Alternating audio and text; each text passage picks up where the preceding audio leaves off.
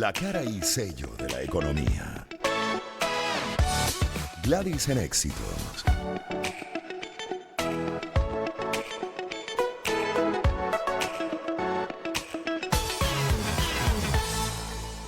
Dos y 44 minutos, saludamos a Jesús Palacios, economista senior de Ecoanalítica, profesor de la Universidad Católica Andrés Bello. Bienvenido, ¿cómo estás? Gracias por ¿Qué dedicarnos tal, estos Gladys? minutos, Jesús. No, gracias a ustedes por la invitación nuevamente. Bueno, aquí estamos otra vez de 2025 para revisar en Sí, este caso lo que es la realidad económica del país, específicamente el tema de los precios de la inflación.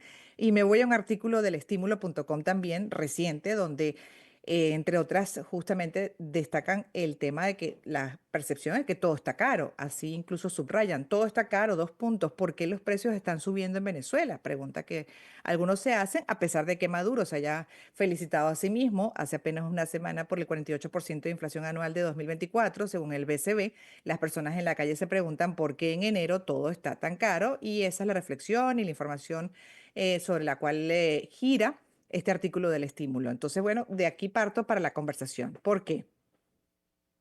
mira, Gladys, yo creo que efectivamente Maduro hace alusión a un número que es el de cierre de año del 2024, pero cuando lo narra, lo menciona, básicamente omite que ya en los dos últimos meses del año pasado tuviste un ajuste importante de la inflación, inflaciones que estuvieron ya por el orden de los dos dígitos, es decir, superaron el 10% en los dos últimos meses del año, lo que te termina llevando un resultado de inflación de 48%. Te lo Ujú, digo porque es que hasta antes de esos meses, la inflación que nosotros llamamos interanual, ¿qué quiero decir con inflación interanual? Es cómo se han comportado los precios en los últimos 12 meses. Es decir, si yo me paro a finales de enero del 2025, bueno, la métrica normal para comparar inflación es ver los 12 meses anteriores, ¿no? ¿Cómo fue? ujú, Y esa es la forma en la que tú comparas la inflación de Venezuela con la inflación de otro país. ¿Por qué? Porque si te quedas con la inflación de un mes, la inflación de un mes puede esconder algo que en economía llamamos estacionalidad. ¿Qué quiere decir eso?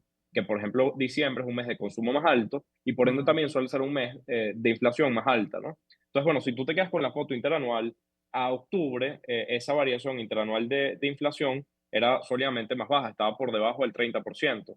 Entonces, que cierre diciembre en casi 50% también te muestra que en el fondo hubo una aceleración de precios hacia cierre de claro. año que también la hemos visto en este arranque de año. Y la pregunta que hacías, ¿no? ¿Por qué? Bueno, la razón es que el tipo de cambio oficial, que se ha mantenido bastante rezagado y no había ajustado en la misma medida que los tipos de cambio alternativos o de mercado paralelo, tuvo un ajuste muy importante, que en este momento podemos decir de 47% del mes de octubre del año pasado hasta ahora, que pasó de 38 bolívares por dólar a hoy estar cotizando por encima de los 56 bolívares por dólar. Entonces, Ujú, en esta economía, que como bien sabes, bueno, tienes una disonancia porque los precios están fijados en dólares, más allá de si se cobran o no se cobran en dólares, porque ha habido una caída de la dolarización transaccional, de cómo la gente paga. Hoy se usan más bolívares que hace 2 años, pero los precios están fijados en dólares, ¿no? En más de un 95% de los casos. Entonces, en la medida en la que se mueve el tipo de cambio, los productos en bolívares suben, porque tú haces la conversión directamente. Si esto vale $4, valía $4 a claro. 38 y vale $4 hoy a 55, bueno, y tuvo un ajuste de casi 50%. Ahora, digo que hay una disonancia porque aunque los precios están fijados en dólares, sigues teniendo buena parte del país, cerca de entre un 40-45% de la gente que gana en bolívares, no atados, no fijados a dólares, ¿no? Esto es impresionante, pero bueno, tienes a buena parte del sector profesional hoy que tenía buenos sueldos en bolívares de repente en algún momento, pero que no resisten el golpe o el Ujú. impacto de una devaluación tan fuerte, ¿no? Entonces, claro, la gente tiene la percepción de que las cosas suben, incluso habrá gente que dirá, bueno, es que no solamente suben en bolívares, también suben en dólares. Y es verdad, o sea, Porque no no, no rinden. es. Y porque, bueno, tienes elementos de ineficiencias en la economía, ¿no? Tienes ausencia de repente de provisión de combustible en algunas zonas del interior del país, o sea, esa escasez genera que tengas que pagar de repente por fuera, genera deficiencias en los servicios públicos que hacen que las empresas tengan que poner plantas propias o abastecerse de agua directamente o de sistemas de internet satelital. Todo esto que encarece la estructura de costos de las empresas, Gladys, son elementos que en dólares te encarecen tu producto, ¿no? Entonces, detrás de eso está mucha la explicación de por qué los precios en dólares también suben, ¿no? Mucho de las ineficiencias y la poca competitividad que se tiene en el mercado local para producir, incluso para comercializar, por ejemplo, que es muy importante en la comercialización de productos, el acceso al combustible, ¿no? De hecho, aprovecho porque justamente en esta segunda hora con la especialista en conducta humana tocamos el tema de las expectativas, ¿no? Y siempre Sí. ubicarlas con criterio de realidad, ¿no? En un justo lugar. Además, para no frustrarnos y para poder tener una mejor posición, una mejor parada y actuación ante diferentes situaciones, en este caso en la económica. ¿Qué expectativas tienen ustedes con criterio de realidad y de acuerdo a todo lo que acabas de describir? Mira, y es un tema que a los economistas nos gusta muchísimo, este de las expectativas, ¿no? Buscamos atar las expectativas a lo racional, buscamos atar las expectativas a los números y un poco establecer criterios que nos permitan, bueno, proyectar, recomendar, estimar. Eso es algo, y bueno, decían además que la felicidad trae la diferencia entre las expectativas y los resultados. Es decir, que si tenías expectativas bajas, probablemente podías tener resultados que te sorprendieran. Pero como nosotros buscamos atar esto a algo racional y no, en este caso emocional, Gladys, nosotros estamos viendo un contexto macro hoy en el país en el que, bueno, tienes muchas dudas con la renovación de la licencia de Chevron a partir de marzo. Exacto. Tienes licencias como Reliance, que es muy importante en la exportación de crudo venezolano, eh, que es la empresa de India. Y si estas dos dejan de estar o tienen restricciones, que quizás está hoy en nuestro escenario base, no que haya nuevas restricciones a la forma en la que operan Chevron y Reliance, que son muy importantes, insisto, para el mercado petrolero al que Venezuela oferta, bueno, vas a tener seguramente mayores presiones de precios, mayores presiones de tipo de cambio, y aquí hay un traslado, como lo intentaba explicar antes, eso en economía se llama pass-through, efecto desplazamiento, de cuando hay movimientos en el tipo de cambio que se desplazan a inflación. Entonces, si este es el escenario, hay menos liquidez de dólares Ujú. disponibles para ofertar en las mesas de cambio de la banca, vas a tener probablemente una devaluación más fuerte que el año pasado. Ojo, no estamos hablando, y esto yo creo que es bueno decirlo, de un escenario apocalíptico o de Ujú. una hecatombe, pero sí estamos viendo mayor presión cambiaria y por ende también un repunte de la inflación a mayores niveles que en el 2024. Entonces, si te tengo que resumir, más inflación y más presión cambiaria en el 25 que en el 24. No, de hecho también no hace falta ser economista, ya con las experiencias que hemos vivido en los últimos 26 años, te puedo decir que yo creo que la audiencia que te está escuchando, y me incluyo, pues también eso que acabas de asomar lo tenemos bastante más claro, ¿no? Y es Sí. creo que la estimación de muchos, lógico, de acuerdo a esa realidad que bien describes. Y ahí entonces la recomendación, Jesús, a quienes escuchan justamente qué hacer, ¿no? En este primer trimestre del año, como proteger lo poco, mediano o algo que estén ganando en esta situación. Mira, sí, yo creo que, bueno, cosas importantes, ¿no? El uso de bolívares hoy es privilegiado Ujú. porque te salvas de un elemento diferencial cambiario. Es decir, si tú no logras comprar dólares a tasa oficial y tienes que salirlos a comprar en el paralelo, probablemente ya ahí estés teniendo una pérdida de poder adquisitivo importante. Entonces, salir y guardar algunos bolívares para el uso más diario, más cotidiano, y mantener, intentando no tocar o afectar los dólares en las compras cotidianas, es un buen mecanismo de ahorro, porque al final, si te pones a ver, estás logrando un descuento Claro, sobre el precio al que consigues esos dólares en el mercado cambiario. Luego, mira, pagar todas las facturas que tú puedes en en bolívares, hacer bolívares. cambios de repente, incluso con amigos que no consiguen bolívares y tú les puedes cambiar bolívares a una tasa si sea promedio. Hay formas o bandearse un poco, ¿no?